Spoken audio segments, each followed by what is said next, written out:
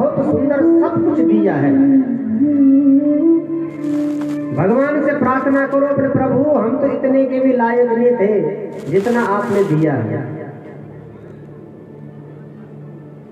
हमारे पास आंखें हैं, बच्चों के पास आंखें नहीं है, जरा उनसे पूछो आंखों का महत्व क्या होता है। हमारे पास कान है, बच्चों के पास कान नहीं है, जरा उनसे पूछो कान का महत्व क्या होता है।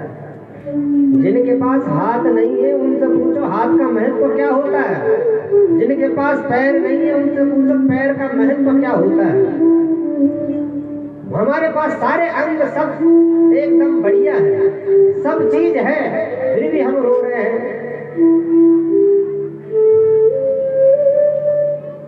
सब कुछ होने के बावजूद भी यदि हमारे मन में थोड़ी सी भी लालसा रही तो हम सबसे ज्यादा दरिद्र हैं।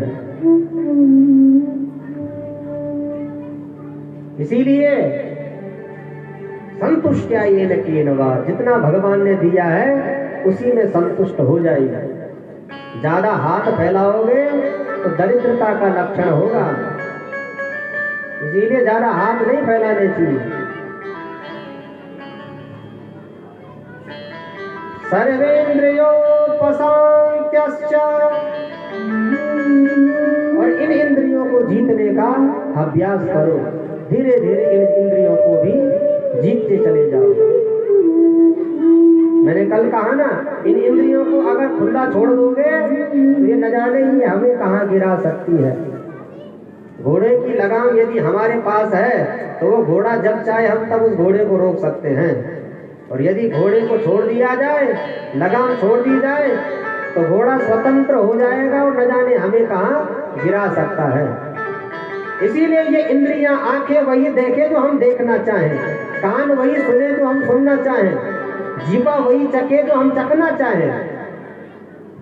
इसीलिए आंखों पर विजय प्राप्त करो, कानों से वही सुनो जो हम सुनना चाहें।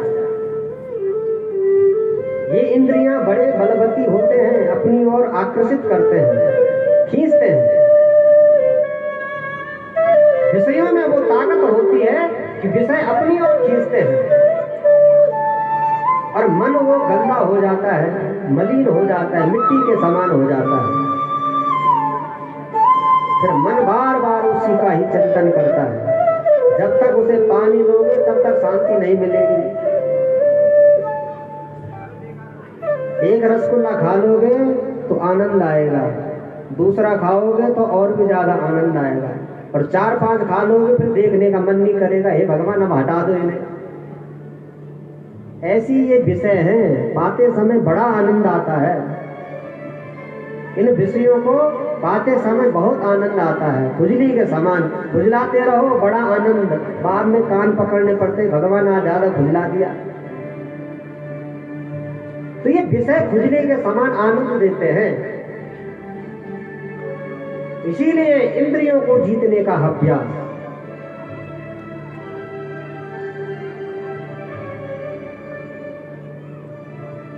दयया सर्वभूतेषु संतुष्ट्या येन केनवा, सर्वेन्द्रियोपशांत्यश्च, जब इन इंद्रियों को जीत जाओगे तुष्यति यासु जनार्दन। और 3 बातें और है। गुणाधिकान मुदम लिप्सेत अनुक्रोशम गुणादमात्, मैत्रीं समानाद वीक्षेत नतापे परिभूयसे। जो हमसे गुणों में अधिक है, जिसके पास ज्यादा गुण है, उससे जलो मत। हम लोग क्या करते हैं कि सबसे ज्यादा जलते हैं दूसरों को देख करके, अपने पड़ोसियों को देख करके, अपने से बड़ों को देख करके जलते हैं। तो जलने से क्या फायदा, अपने ही नुकसान करोगे। गुणाधिकान मुदम लिप्सेत, उनसे जलो मत। भगवान से ये प्रार्थना करो कि प्रभु आपने यदि इन्हें इतने गुण दिए हैं तो हमें इससे भी अधिक गुण देना। इसीलिए उनसे जलो मत। जलने से आपको कुछ प्राप्त होने वाला नहीं।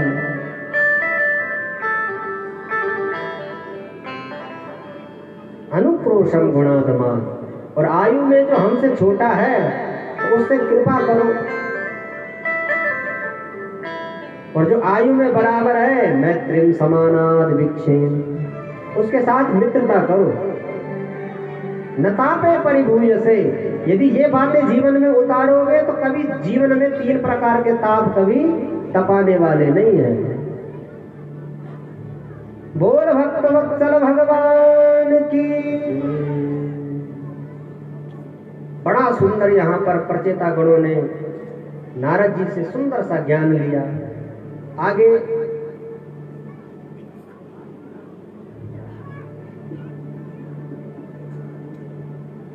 महाराज उत्तानपाद का चरित्र हमने श्रवण किया। अब पंचम स्कंद में प्रियव्रत का चरित्र। राजा प्रियव्रत बड़े धर्मात्मा राजा थे, और लेकिन इन्होंने देखा कि ये रात्रि आखिर होती क्यों है, तो उन्होंने महाराज एक तेजो में सूर्य का निर्माण किया और 7 दिन तक महाराज पूरी पृथ्वी का भ्रमण किया। 7 दिन तक दिन ही बना रहा, रात्रि नहीं। ब्रह्मा जी आए, समझाया, बहुत समझाया ब्रह्मा जी ने, तब जाकर के इन्होंने हट माना। और इनके परिक्रमा से महाराज पृथ्वी के 7 खंड हुए। उन खंडों को महाराज 9 विभाजन किए। 9 खंडों में पहला खंड बना अजनाब खंड, जिसके राजा बने महाराज नाभि, मेरु देवी से विवाह किए, जिनके घर में महाराज साक्षात ऋषभ भगवान का जन्म हुआ। बोल ऋषभ भगवान की। ऋषभ भगवान के 100 पुत्र थे। सबसे बड़े बेटे का नाम था भरत, जिसके नाम से इस देश का नाम पड़ा भारत। भरत जी महाराज बड़े ज्ञानी थे। इतने ज्ञानी थे भरत जी महाराज कि भरत जी महाराज एक बार गंडकी नदी की ओर स्नान करने जा रहे थे। वहां पर भरत जी ने देखा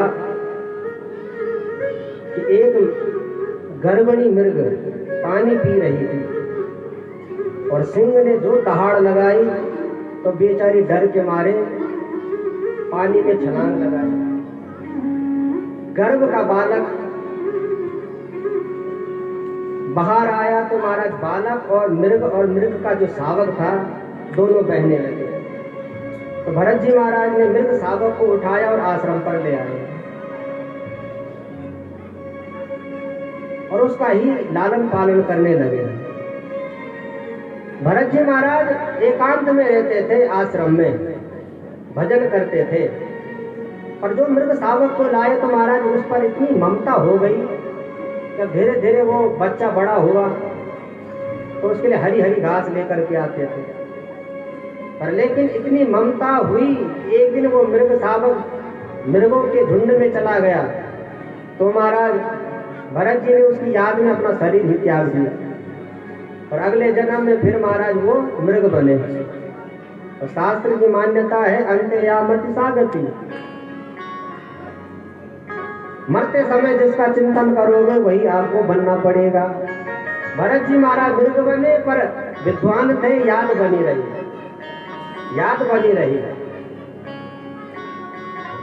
तो भरत जी ने सारे मृग भाग गए, जंगल में आग लगी पर भरत जी नहीं भागे, तो वो शरीर भी वहां त्याग दिया, मृग शरीर। तीसरा जन्म हुआ इनका अंगिरा गोत्र ब्राह्मण के घर में। भरत जी को लगा कि अब हमारा जन्म ब्राह्मण घर में हुआ है, अब ये शरीर ऐसे नहीं गंवाना। भगवान कहते हैं और तरे ना तरे, पर ब्राह्मणों से कहते तुम तर जाना, क्योंकि तुम मुक्ति के दरवाजे पर हो। मुक्ति के दरवाजे पर होता है ब्राह्मण। यदि मुक्ति के दरवाजे से पार हो गया तो हो गया, नहीं हुआ तो 84 लाख योनि में फिर घूमना पड़ेगा। भरत जी को लगा कि ब्राह्मण शरीर मिला है, अब गंवाना नहीं, तो बचपन से ही भरत जी महाराज मूर्ख की तरह रहते थे। पिताजी ने इनका नाम ही रख दिया जड़ भरत, ये जड़ के समान है, आता जाता कुछ नहीं है, ये जड़ है। और भरत जी परम विद्वान थे, बहुत विद्वान थे भरत जी महाराज। भरत जी महाराज पिताजी जब चल बसे तो भाभियां भी इनसे ईर्षा करने लगी। इनकी झोपड़ी महाराज खेतों में बना दी। अब भरत जी पड़े पड़े खाते रहते थे, भाई ईर्षा करते थे, ये पड़ा पड़ा खाता रहता है। तो खेतों का काम देते थे भरत जी के पास, जाओ तुम खेतों में काम करो। पर एक दिन डकैतों के सरदार को नरबली की जरूरत पड़ी और कोई नहीं मिले तो खेतों में भरत जी महाराज मिल गए। भरत जी इसको ले गया, पहले खिलाया पिलाया खूब, बाद में महाराज उठाया तलवार, जो मारने लगे तो भद्रकाली मैया प्रकट हो गई। बोले दुर्गा मैया की जय। भद्रकाली मैया ने उठाया खड्ग, महाराज सभी दैत्यों का सर काट डाला। भद्र चल पड़े, फिर खेतों में ही रहने लगे। पर एक दिन महाराज रघुगण की पालकी जा रही थी कपिल मुनि के आश्रम की ओर सत्संग के लिए। जो पालकी पर लगा था भार ढोने वाला, एक का हर बीमार हो गया और कोई मिले नहीं, भरत जी को लगा दिया। भरत जी ने कहा चलो भाई हम ही लग लेते हैं। अब भरत जी महाराज नीचे दृष्टि देख करके चल रहे थे, कहीं कोई जीव जंतु ना मरे। तो भरत जी महाराज जैसे जीव जंतु आता था तो महाराज उछाल लगा देते, उछलते तो महाराज राजा की खोपड़ी पालकी पे लगती, रघुगण की खोपड़ी पालकी में लगती। तो रघुगण को महाराज इतना क्रोध आया कि भरत जी को उल्टा सीधा कहने लगे। भरत जी को लगा कि चलो ये बोल रहा है, कोई दिक्कत नहीं। पर जब राजा रघुगण ने ज्यादा ही बोला भरत जी को, तो भरत जी को लगा कि अब जवाब देना जरूरी है। भरत जी ने तुरंत जवाब दिया, त्वयोदितं व्यक्तमभि प्रलब्धं भरतोऽस्य मे स्यायदि वीरभार गन्तुर्यदि स्यादधिगम्य मध्वा धीरे तेरासो न विदां प्रवादः। भरत जी ने कहा रघुगण से, बोले राजन तुम किसे मारने की बात कर रहे हो? बोले ना मैं मरता हूँ ना मैं जीता हूँ। तुम कह रहे हो कि ये मोटा है, अरे राजन ना मैं मोटा हूँ ना मैं पतला हूँ, ना मैं कभी मरता हूँ। रघुगण ने देखा कि अरे राम राम, ये तो ज्ञानी जैसी बातें कर रहा है, आखिर कौन है? तुरंत रघुगण पालकी से नीचे उतरा और भरत जी से कहा, बोले महाराज आप कौन हैं, आपका परिचय क्या है? मुझे ना इंद्र से डर लगता है, ना ब्रह्मा से डर लगता है, ना विष्णु से डर लगता है, पर एक ब्राह्मण से मैं बहुत डरता हूँ। ब्राह्मण यदि श्राप दे दे तो कुल ही समाप्त हो जाता है। इसीलिए आप कौन हैं? भरत जी ने कहा देखो हूँ तो मैं ब्राह्मण, पर खतरनाक ब्राह्मण नहीं हूँ, जो कुछ पूछना है पूछो। बोले महाराज अभी अभी आपने कहा कि ना मैं मरता हूँ ना मैं जीता हूँ, तुम क्या मुझे मारोगे? तो ये क्या मतलब है?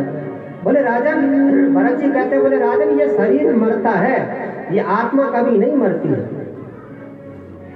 ये आत्मा आकाश की तरह है, आकाश को न कोई पकड़ सकता है न कोई काट सकता है। ये शरीर तो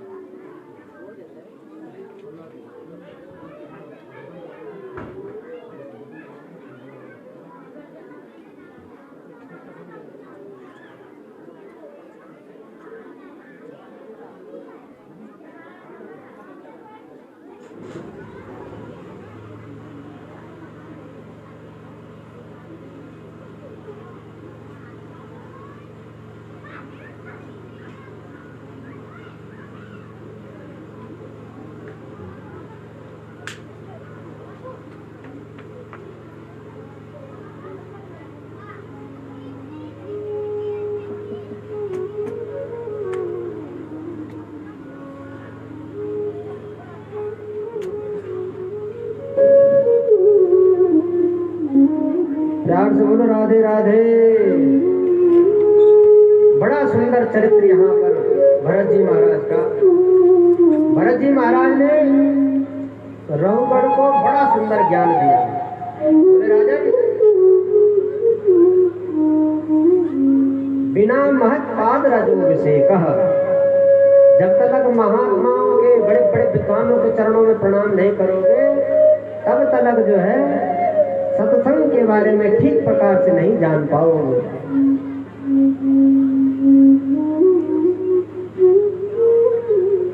अब परीक्षित से सुखदेव जी ने प्रश्न किया, बोले महाराज, बोले आपने भगवान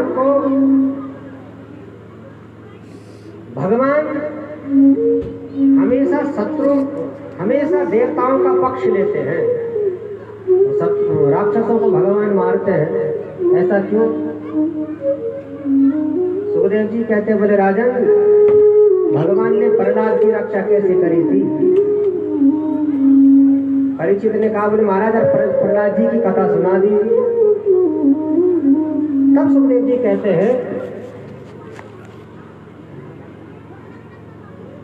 बोले परीक्षित, जिस समय भगवान ने हिरण्याक्ष को जब मारा था तो हिरण्यकश्यपु भगवान का कट्टर वैरी हो गया। उसी समय से हिरण्यकश्यपु भगवान का कट्टर वैरी हो गया। भगवान ने हिरण्याक्ष को मारा था, इसके भाई को। तो हिरण्यकश्यपु की पत्नी का नाम था कयादु, जिनके 4 बच्चे थे, राल, अहलाल, सबसे छोटा बच्चा था प्रहलाद। और प्रहलाद जी बचपन से ही भगवान के रंग में रंगे थे, बचपन से ही। जब से पेट में थे कयादु के, तो कयादु नारद जी के आश्रम में रही और नारद जी ने खूब सत्संग किया कयादु के साथ। और नारद जी ने जब खूब सत्संग सुनाया कयादु को, तो प्रहलाद जी ने पेट में ही नारद जी को गुरु बना लिया था। पेट में ही नारद जी को गुरु बना लिया था। और जब प्रहलाद जी का जब जन्म हुआ तो धीरे धीरे जब प्रहलाद जी बड़े हुए तो प्रहलाद जी को गुरुकुल में भेजा गया पढ़ने के लिए। शुक्राचार्य जी के 2 पुत्र हैं, संड और अमर्क, संडामर्क, उनके गुरुकुल में भेज दिया गया।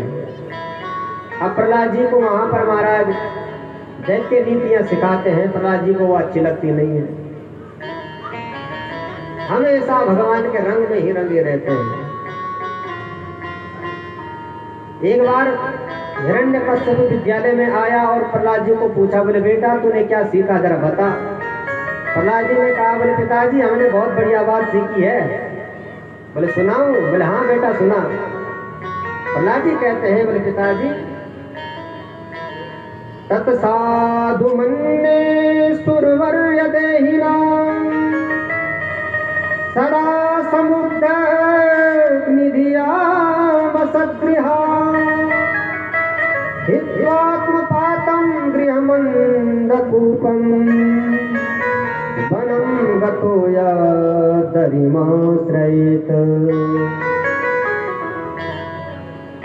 बोले पिताजी ये संसार अंत कुएं के समान है। ये घर परिवार जितना भी है संसार, ये अंत कुएं के समान है। अंत कुआं का मतलब जैसे जंगल में कुआं हो जहां पर कोई आता जाता ना हो, यदि उस कुएं में जाकर के कोई गिर जावे तो कोई बचाने वाला भी नहीं आएगा वहां। तो ये संसार भी क्या है, अंध कुएं के समान है। प्रहलाद जी कह रहे हैं। बोले पिताजी यहाँ से निकलना ही बढ़िया है और भगवान का भजन करना ही बहुत सुंदर है। जैसे ही भगवान का नाम लिया हिरण्यकश्यप को क्रोध आया कि मेरे बैरी नारायण का नाम लेता है। गुरुजी को बुलाया, क्यों मेरे बच्चे को ये सिखाते हो? चंडामर्ग जी ने हाथ जोड़ा, बोले महाराज हमने नहीं सिखाया, तुम्हारे बच्चे को न जाने ये कहां से सीख जाता है। बोले अगली बार से ऐसा नहीं होना चाहिए। बोले ठीक है महाराज। अब महाराज दीपावली की छुट्टियां पड़ी, प्रहलाद जी फिर घर आए और अब पिताजी ने फिर पूछ लिया, बोले बेटा अब क्या सीखा? तो प्रहलाद जी महाराज अब भगवान की नवदा भक्ति सुना बैठे, 9 प्रकार की भक्ति। श्रवणम कीर्तनम विष्णु स्मरणम पाद सेवनम अर्चनम वंदनम दास्यम सख्यमात्म निवेदनम।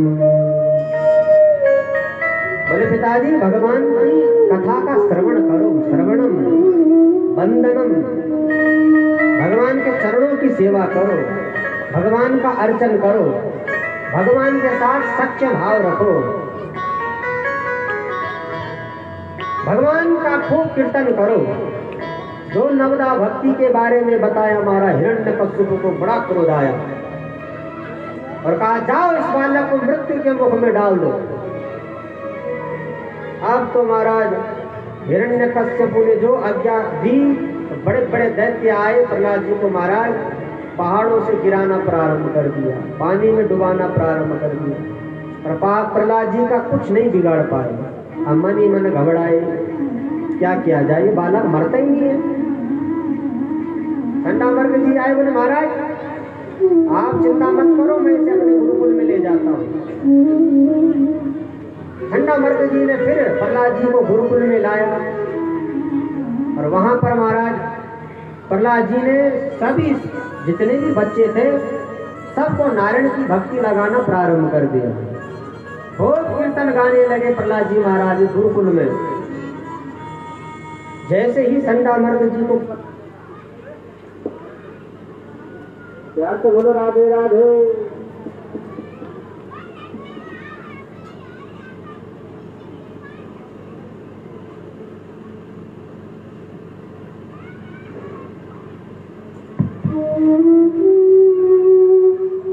प्रहलाद जी ने जैसे ही कीर्तन करना प्रारंभ किया तो हिरण्यकश्यप आया गुरुकुल में और प्रहलाद जी को बहुत बुरा भला कहने लगा। बोले किसके बल पर तूने मुझे चुनौती दी है, बता। बोले पिताजी मेरा परमात्मा सबको बल देता है, ऐसा कौन है जिस पर मेरी परमात्मा का बल ना हो।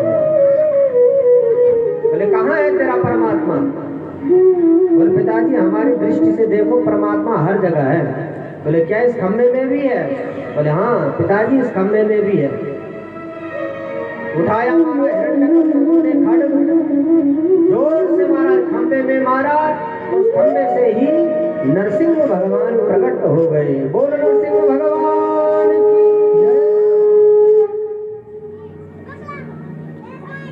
भगवान नरसिंह भगवान प्रकट हो गए। जो नरसिंह भगवान दहाड़े तो हिरण्यकश्यप घबराया कि सचमुच इसका भगवान बहुत ही खतरनाक है। हिरण्यकश्यप ने वर मांगा था, ना मैं किसी मनुष्य के हाथों मरूं, ना किसी देवता के हाथों मरूं, न किसी राक्षस के हाथों मरूं, न ऊपर मरूं न नीचे मरूं, न दिन में मरूं न रात्रि में मरूं, न अस्त्र शस्त्र किसी से मरूं, 12 महीनों में मेरी मृत्यु किसी महीने में ना हो। ऐसे वर मांगे थे महाराज हिरण्यकश्यप। भगवान ने आज सारे वरों की रक्षा करी। भगवान ना मनुष्य है न देवता है, आधा सिंह है आधा मनुष्य है। उठाया भगवान ने हिरण्यकश्यप को गोदी में, न ऊपर नीचे अपने गोदी में, न बाहर न भीतर दहरी में, न अस्त्र न शस्त्र। भगवान ने कहा देख ये मेरे नाखून है, इसी से तेरा ऑपरेशन करूंगा। भगवान ने हिरण्यकश्यप का जो पेट फाड़ा, उसकी आंतों को उठाया, अपने गले में ही धारण करने लगे। सारे देवता हमारा थर थर कांपने लगे। नरसिंह भगवान बहुत गर्जना कर रहे थे।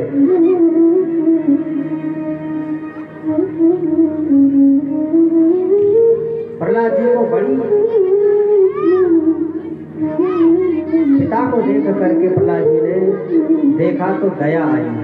भगवान ने जब नरसिंह भगवान ने देखा प्रहलाद जी को तो अपनी गोदी में उठाया। बोले बेटा तेरे पिता ने तुझे बहुत कष्ट दिया और मैंने आने में भी बहुत लेट लगा दी, इसीलिए बेटा मेरे से कोई भी मेरी कितनी भी गलतियां हुई हो बेटा तो उसे माफ करना। आज भगवान अपनी गलतियों को मान रहे हैं कि मेरे आने में देरी हुई, इसीलिए बेटा मुझे माफ करना। प्रहलाद जी ने यहाँ पर 40 श्लोकों में भगवान की बड़ी सुंदर स्तुति गाई। प्रहलाद जी कहते हैं, बोले प्रभु जब बड़े बड़े ब्रह्मादिक देवता आपकी स्तुति करते हैं, बड़े बड़े योगी मुनि आपको पुकारते हैं, आप वहां नहीं आए। आज मैंने आपको पुकारा तो आप तुरंत प्रकट हो गए, इसीलिए प्रभु आपके चरणों में मैं बारंबार प्रणाम करता हूँ। भगवान ने प्रहलाद जी से कहा, बोले बेटा अपने पिता की अंतिम इच्छाएं जो इनकी है उसे पूरा करो और इनका देह अंतिम संस्कार करो।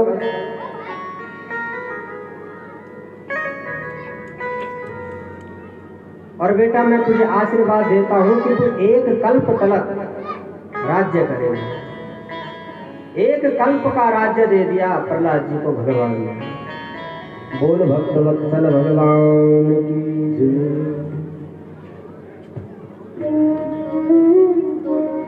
बड़ा सुंदर चरित्र यहाँ पर प्रहलाद जी का। अब आगे हम अष्टम स्कंद में प्रवेश करते हैं।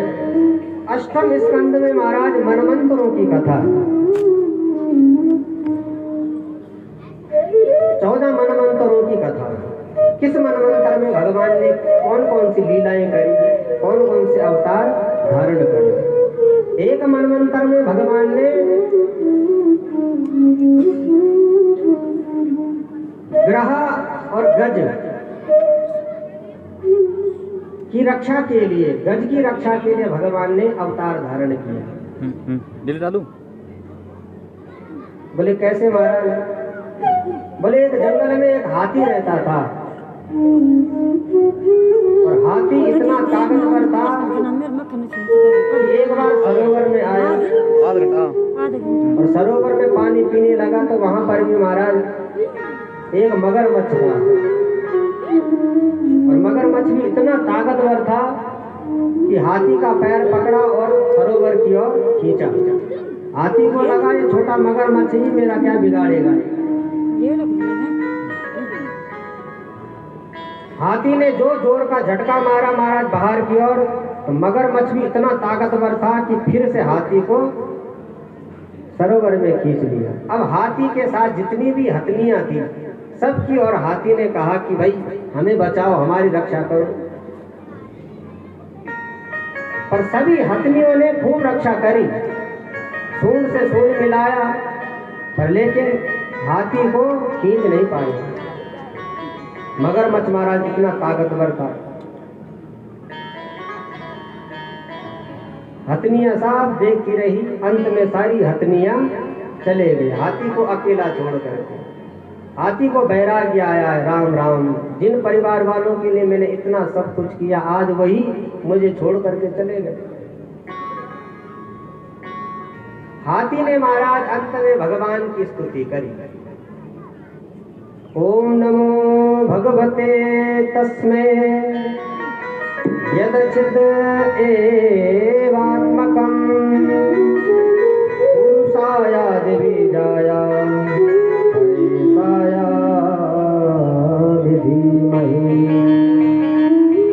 बड़ी सुंदर स्तुति यहाँ पर भगवान की करी हाथी ने। सभी देवता रक्षा में खड़े थे, पर इस स्तुति में किसी का नाम नहीं है। भगवान को लगा जो किसी की स्तुति नहीं वो हमारी स्तुति, तो भगवान ने उसी समय महाराज वहां प्रकट हुए। भगवान ने हरि रूप यहाँ पर धारण किया।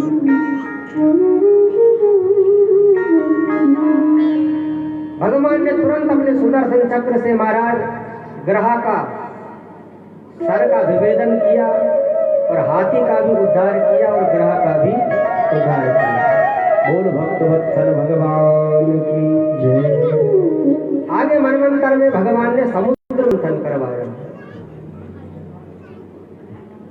समुद्र मंथन से भगवान ने 14 रत्न प्रकट करवाए। जिन समुद्र मंथन से महाराज अमृत निकला, सबसे पहले विष निकला, तो वो विष महादेव ने धारण किया, और बाद में अमृत निकला तो देवता और दानवों में लड़ाई होने लगी। भगवान ने मोहिनी का रूप धारण किया और दैत्यों से अमृत लाए और देवताओं को अमृत पिलाया।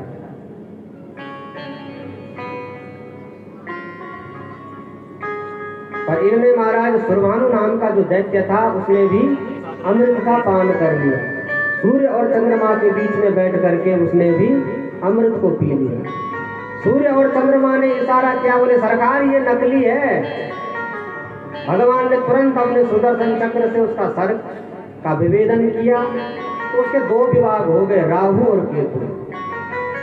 और उसी के खून जो पृथ्वी पर पड़ा, उसी खून से ही प्याज और लहसुन पैदा हुआ। इसीलिए प्याज लहसुन वैष्णव लोग नहीं खाते हैं।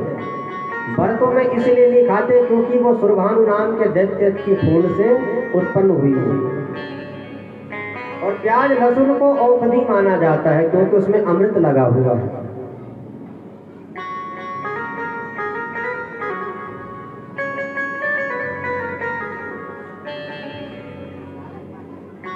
महाराज जहां पता चला तत्र देवासुरा नामः रणः परम दारुणः, देवता और दानवों के बीच में इतना भयानक युद्ध हुआ क्योंकि देवताओं ने अमृत पी लिया था, इसलिए उनको ताकत आ गई थी देवताओं में। महाराज सभी देवताओं को इन्होंने मार दिया था, सभी दैत्यों को मार दिया था।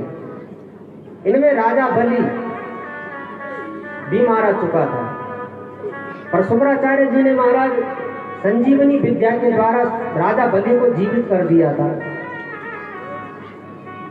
राजा बलि ने कहा, बोले गुरुदेव अब तो मैं इन देवताओं को छोड़ूंगा नहीं, इनसे बदला लिया जाए। बोले राजन यदि इनसे बदला लेना है तो एक रास्ता है, ब्राह्मणों का खूब सेवा करो।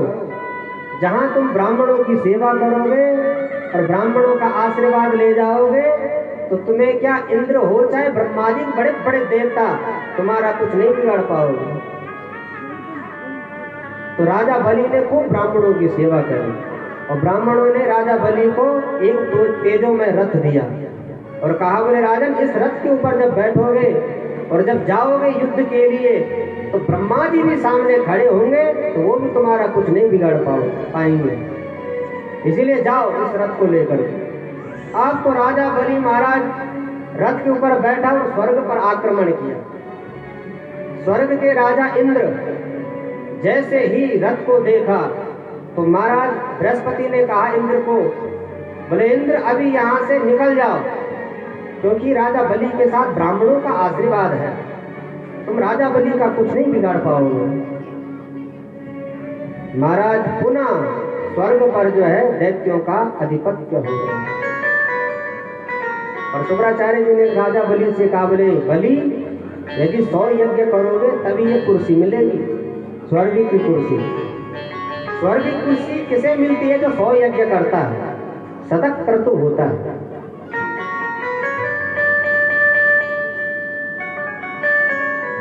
और राजा बलि ने 100 यज्ञ करने प्रारंभ कर दिए नर्मदा नदी के किनारे। इधर देव माता अदिति रोने लगी।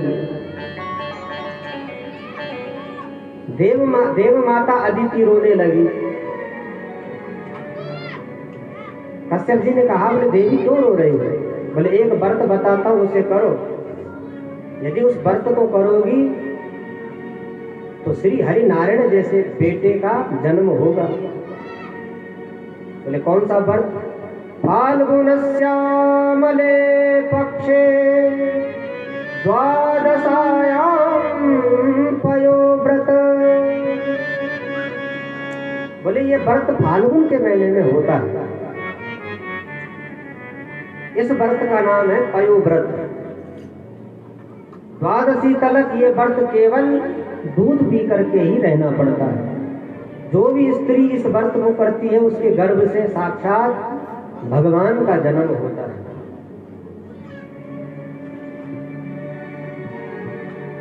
देव माता अदिति ने इसी व्रत को किया और कालांतर में महाराज इनके गर्भ से बटुक वामन भगवान का जन्म हुआ।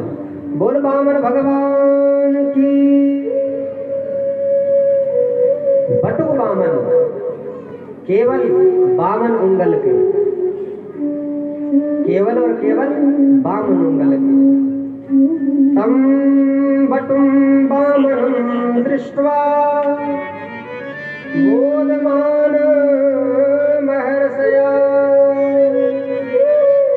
जैसे ही बटुक वामन भगवान का जन्म हुआ, सारे ऋषिगण महाराज प्रसन्न हुए कि हमारे ब्राह्मण कुल में बटुक वामन भगवान का जन्म हुआ है।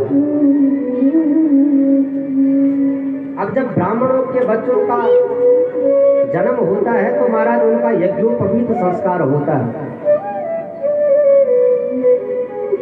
तो बृहस्पति महाराज गुरुदेव बृहस्पति ने वामन भगवान को जन्यो पहनाया और जन्यो जब पहनाते हैं तो भिक्षा मांगते हैं।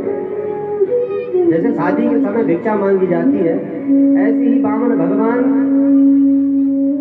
से बृहस्पति जी ने भिक्षा मंगवाई। बोले राजन जाओ भिक्षा मांगो। तो वामन भगवान भिक्षा मांगने लगे। जितनी भी भिक्षा आई सभी देवताओं से जो भिक्षा आई तो बृहस्पति को दी। बोले गुरुदेव ये लो भिक्षा। बोले राजन हमें भिक्षा में ये नहीं चाहिए। बोले क्या चाहिए? बोले हमें भिक्षा में तीनों लोग चाहिए भिक्षा में। बोले गुरुदेव वो 3 लोग हम कहाँ से दे तुम्हें भिक्षा में? बोले हाँ भिक्षा में वो 3 लोग हमें तुम दे सकते हो। जाओ नर्मदा नदी के किनारे राजा बलि 100 यज्ञ कर रहा है और वो इस समय 3 लोगों का राजा है। तुम उससे 3 लोग मांगो और मुझे दे दो। बोले ठीक है गुरुदेव जैसी आपकी आज्ञा। चल पड़े महाराज वामन भगवान चटपट चटपट करते हुए राजा बलि के यज्ञ में। राजा बलि ने दूर से देख लिया वामन भगवान को आते हुए।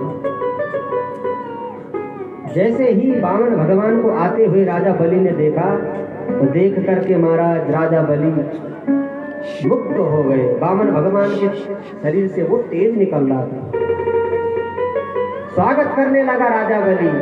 स्वागतम ते नमस्तुभ्यं ब्रह्मण किंकरवामते ब्रह्मर्षिणां तपः साक्षात् मन्ये त्वार्यवपूर्धरम्। स्वागतम महाराज स्वागतम स्वागतम स्वागतम। आइए महाराज आपका स्वागत है। आप ऐसे लग रहे हो जैसे ब्रह्म ऋषिणाम तपः साक्षात्, जैसे तपस्या ही मेरे सामने मूर्ति रूप में प्रकट हो गई है। इसलिए महाराज आज तो मेरे पितर ही तृप्त हो गए हैं। अद्यना पितरस्तृप्ता अद्यना पवित्रं कुलम्। आज आपके आते ही मेरे पितर ही तृप्त हो गए। आज मेरा कुल ही पवित्र हो गया। इसीलिए महाराज आज आपको जो मांगना है मुझसे मांगिए। देखिए ये राजा बलि कह रहे हैं। ब्राह्मण जब घर पर आया है तो राजा बलि क्या कह रहा है? क्या चाहिए महाराज आपको? मांगो। गाम कांचनम गुणवत्तदाम मृष्टम तथा न पेया उतवा विप्रकन्या। महाराज आपको गाय चाहिए, गाय। यदि आपके पास गाय नहीं है तो गौशाला में खड़ा कर देता हूँ, जितनी चाहे उतनी गाय लेकर के जाओ। बामन भगवान ने इशारा कर दिया, बोले भाई हमें गाय भी नहीं चाहिए। बोले अच्छा तो क्या चाहिए महाराज? ओहो पता है तुम्हें क्या चाहिए? क्या चाहिए? बोले रहने को घर नहीं होगा, आज्ञा करो महाराज, ऐसा घर बना के दूंगा, गुणवत्त धाम मृष्टम, सभी गुणों से परिपूर्ण वो घर होगा। बामन भगवान ने इशारा किया, भाई हमें घर भी नहीं चाहिए। अरे महाराज तो क्या चाहिए? अच्छा अच्छा अब पता चला तुम्हें क्या चाहिए। क्या चाहिए?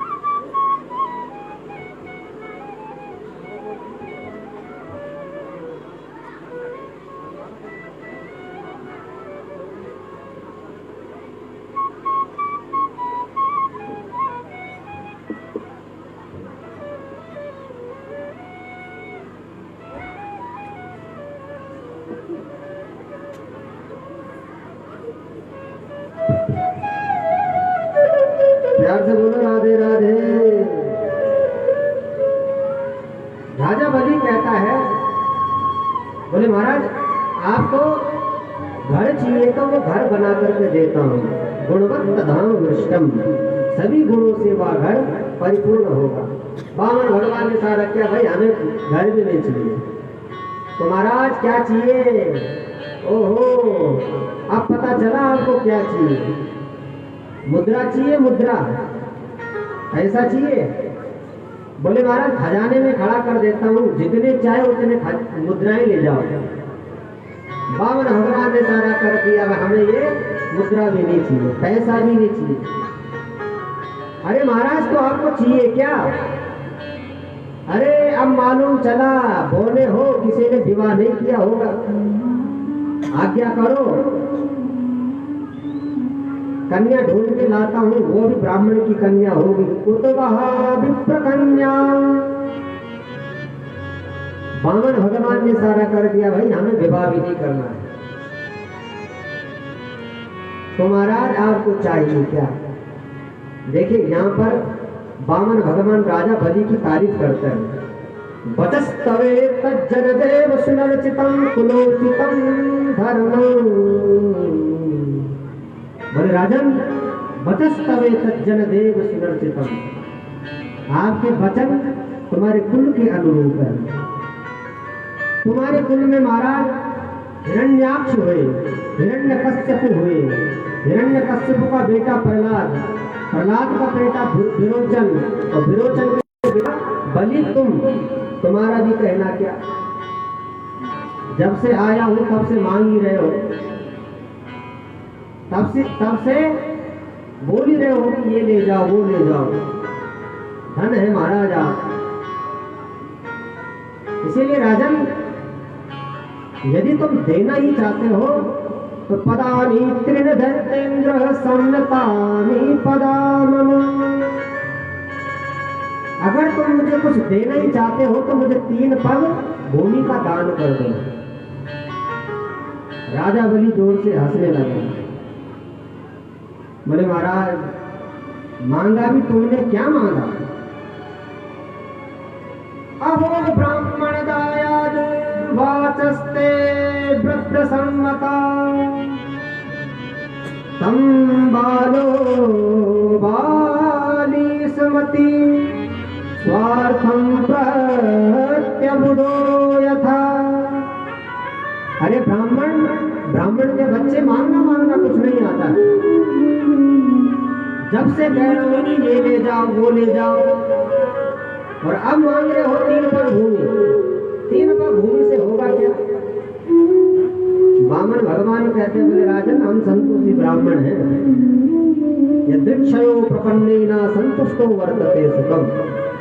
और संतोषी ब्राह्मण को क्या चाहिए? बोले जितना मिल जाए उतने में संतोष हो जाएगा। यदृक्षः लाभः संतुष्टस्य तेजो विप्रस्य वर्धते। जो ब्राह्मण संतुष्ट होता है उसका तेज भी बड़ा प्रखर होता है। बोले राजन यदि 3 पर भूमि देनी है तो दे दो, नहीं देनी है तो अपने राम चलते हैं। बोले नहीं नहीं महाराज आप रुकिए, राजा बलि के दरवाजे पर आए हो खाली हाथ जाओगे? बोले मैंने दे दिया आपको, जाओ। बोले ऐसे कैसे ले लेंगे हम? बोले जब तक संकल्प नहीं करोगे तब तक हम कोई दान नहीं लेंगे। बोले महाराज अब 3 पर भूमि के लिए भी क्या संकल्प करना? बोले नहीं नहीं नहीं संकल्प तो करना पड़ेगा, बिना संकल्पित दान नहीं लेना चाहिए।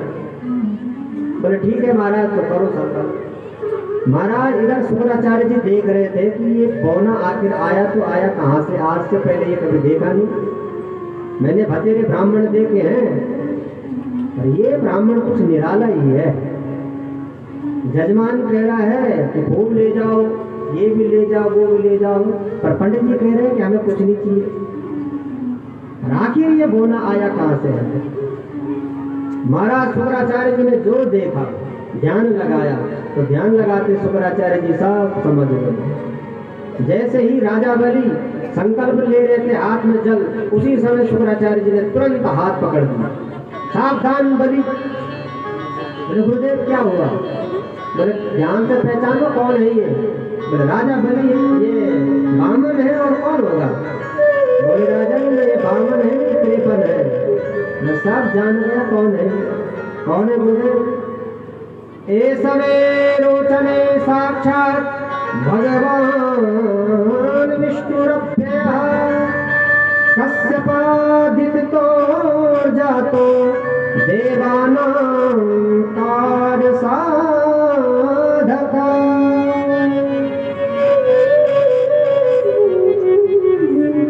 देवानां कार्य साधका।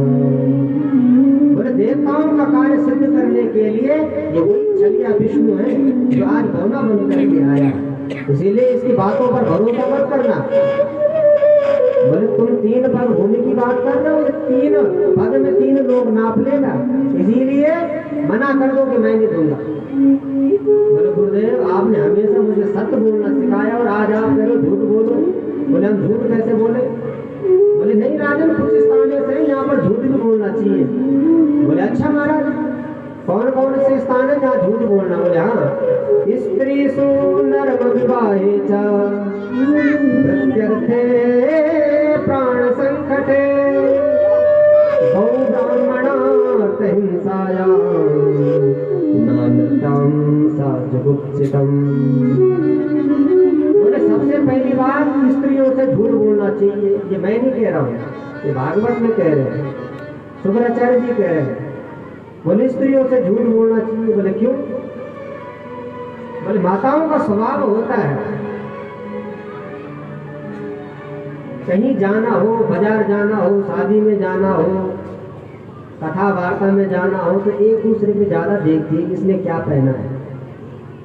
यदि वो पसंद आ गया तो पहली फरमाइश घर में तो मुझे बहुत दिखा रही थी, मेरा भी नाम नहीं तो मैंने वो लिया नहीं, तो महाराज कब लाओगे आप?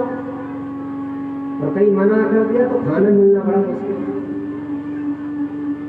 उस समय बल स्त्रियों से कह सकते हो कि चिंता मत कर, अगली बार की जो फसल आएगी बस उसी की साड़ी आएगी, हो सके तब तक वो भूल जाए। प्यार से बोलो राधे राधे। भागवत में शुक्राचार्य जी कह रहे हैं नर्म विवाहे च, विवाह में यदि बातें ऊपर नीचे कही जाए बल्कि कोई बात नहीं, बेटी का रिश्ता करना है, थोड़ी बातें ऊपर चढ़ा बढ़ा करके बोल दिया जाए तो कोई दोष नहीं है। हंसी मजाक में यदि कोई झूठ बोला जाए तो कोई दोष नहीं। वृत्त्यर्थे प्राण संकटे, यदि जहाँ हम नौकरी करते हैं वहाँ पर यदि कोई कार्य ऐसा है कि जिसपे हमारी नौकरी पे खतरा हो सकता है, थोड़े बहुत झूठ बोल करके फाइल को इधर उधर किया जाए तो कोई दोष नहीं।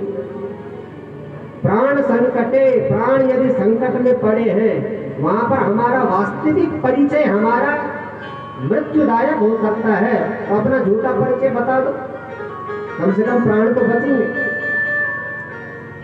ऐसे स्थानों पर झूठ बोलने से कोई दोष नहीं है। ये भागवत में शुक्राचार्य जी कहते हैं, और शुक्राचार्य जी है दैत्य। अगर दैत्य नीति अच्छी लगती है तो अपना लो। शुक्राचार्य जी है दैत्यों के गुरु, और दैत्य ही भाषा बोल रहे हैं। बोले महाराज अब मैंने वचन दे दिया है तो मना कैसे करूं? पर धन है शुक्राचार्य जी महाराज, ये भली कहते हैं। बोले गुरुदेव अब तो मैं इन्हें दान दे करके ही रहूंगा। बोले गुरुदेव ये सचमुच अगर भगवान है तो मेरे दोनों हाथों में लड्डू है। यदि ये सचमुच के भगवान है तो आज बलि के दरवाजे पे साक्षात श्री हरि भीख मांग रहा है। जिस परमात्मा के सामने सारी दुनिया भीख मांगती है, और आज वही परमात्मा मेरे सामने हाथ पसारे खड़ा है, तो मेरे समान भाग्यशाली कौन हो सकता है? महाराज राजा बलि ने संकल्प लिया हाथ में। शुक्राचार्य जी ने महाराज जिस लोटे से जल आना था उसके छिद्र में जाकर के बैठ गए। वामन भगवान ने जल डाला तो जल आते ही नहीं। वहां शुक्राचार्य जी बैठे हुए अपनी आसन से कुशा की घास निकाली, जो छिद्र में मारा शुक्राचार्य जी की एकांग गोविंदाय नमो नमः, एकाक्षी हो गए शुक्राचार्य जी। इधर महाराज जहां संकल्प लिया जल हाथ में आया तो महाराज वामन भगवान ने जो विस्तार से संकल्प पढ़ा, पढ़ते ही महाराज वामन भगवान का विराट रूप हो गया। बोल विराट भगवान की। और अब बलि से कहा, बोले राजन अब हमारा नापना देखो, हमने 3 पग मांगा था, 3 पग नापते हैं।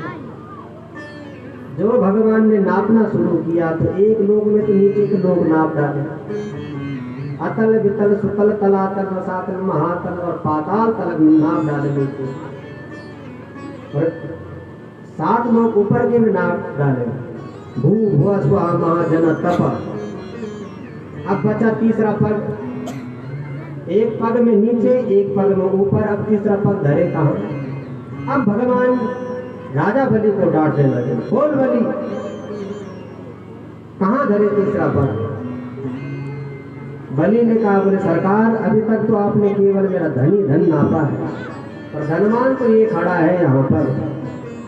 पदम तृतीयम कुरुशीष्ण में निजम।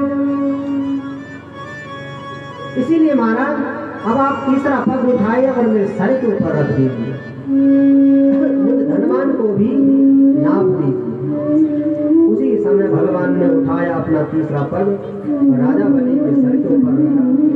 उसी समय प्रहलाद जी महाराज प्रकट, आकाश में धूप दिया बजने लगे। राजा बलि के समान कौन हो सकता है? प्रहलाद जी कहते हैं राजा बलि की पत्नी गिरिजाबली भी आई, भगवान की स्तुति गाई। बोले महाराज इनके समान भाग्यशाली कौन हो सकता है?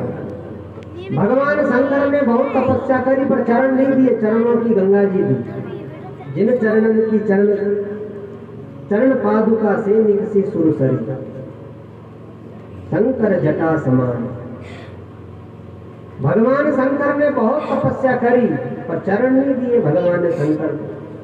चरणों का जल गंगा जल दिया मस्तक पर। राजा बलि के समान कौन हो सकता है? भगवान ने अपना चरण रख दिया राजा बलि के सर के ऊपर। बोल भक्त वत्सल भगवान की। आइए नवम स्कंद में प्रवेश करते हैं। नवम स्कंद में महाराज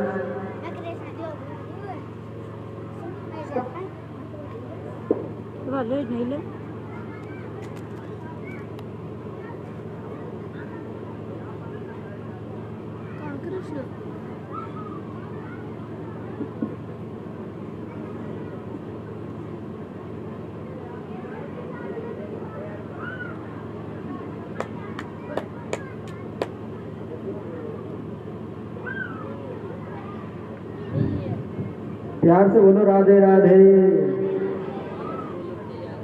नवम स्कंद में 24 अध्याय। पहले अध्याय में सूर्य वंश का वर्णन, जिसमें आए हमारे राम जी महाराज, और 12 अध्याय में चंद्र वंश का वर्णन, जिसमें आए राम जी, ये श्याम जी। पहले राम जी की चर्चा करेंगे, फिर श्याम जी की चर्चा करेंगे। भगवान नारायण के नाभि कमल से ब्रह्मा जी उत्पन्न हुए।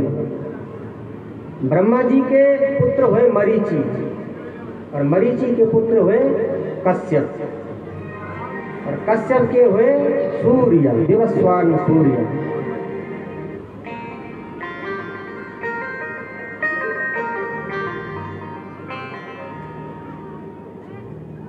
विवस्वान की पत्नी का नाम था श्रद्धा देवी।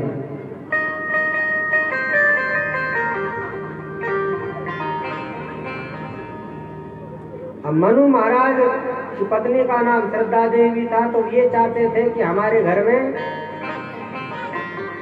बेटी चाहती थी कि पत्नी चाहती थी कि हमारे घर में बेटी का जन्म हो, और मनु महाराज चाहते थे कि हमारे घर में बेटे का जन्म हो।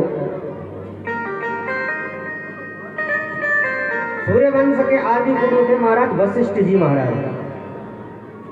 वशिष्ठ जी ने पहले मना किया कि हम ये पुरोहित कर्म नहीं करेंगे, पुरोहित कर्म करे अति मंदा। ये जो पुरोहित कर्म है, ये पुरोहित कर्म में बहुत निंदनीय कार्य है। मना कर दिया कि हम ये पुरोहित कर्म नहीं करेंगे। ब्रह्मा जी ने समझाया, बोले बेटा ये पुरोहित कर्म नहीं करेगा, इसी वंश में भगवान का अवतार होगा, और तेरा शिष्य बन करके आएगा, तेरे चरण दबाएगा। वशिष्ठ जी बड़े खुश हुए, जब भगवान इस वंश में आ रहे हैं, मेरे चरण दबाएंगे, तो इससे ज्यादा मुझे और क्या चाहिए। तब जाकर के वशिष्ठ जी ने सूर्यवंश की पुरोहित कर्म किया। तो इनके घर में महाराज वशिष्ठ जी ने पुत्रेष्टि यज्ञ किया। सूर्यवंश में अक्सर सभी राजाओं के यहाँ पुत्रेष्टि यज्ञ हुआ है। पुत्र यज्ञ के द्वारा ही पुत्र पैदा हुए।